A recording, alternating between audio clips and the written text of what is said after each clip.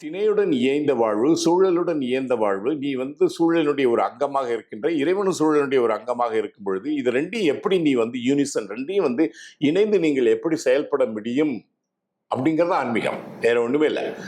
அப்ப இது முடியாத போதுதான் இப்ப பிரச்சனையே வருது. இப்ப சூழல்ல உள்ள இந்த பிரச்சனைகளுக்கு எல்லாமே நீங்க பாத்தீங்கன்னா, அது ஏன்னா there is no manual. அப்ப இந்த மேனுவல் இல்லைங்கிற பொழுது அறம் வருது. ஆனா இதுல நீங்க பாத்தீங்கன்னா, எர்த் இஸ் a spaceship. இதுல இருந்து எதுவும் வெளியே போக முடியாது, எதுவும் உள்ள வர முடியாது. ஓகே, இதுக்குள்ள தானே இயங்கிக்கிட்டு இருக்கு. ஓகே, ஒரு சுழற்சியை பயன்படுத்தி அதை சஸ்டைனபிலிட்டின்னு சொல்லுவோம். அந்த சஸ்டைனபிள் பிரின்சிபிள்ஸை வச்சு இது இயங்கிட்டு இருக்கு.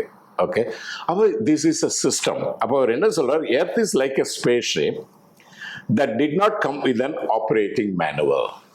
இப்போ ஒரு ஸ்பேஸ்ஷிப்புக்கு மேனுவல் இருக்கு.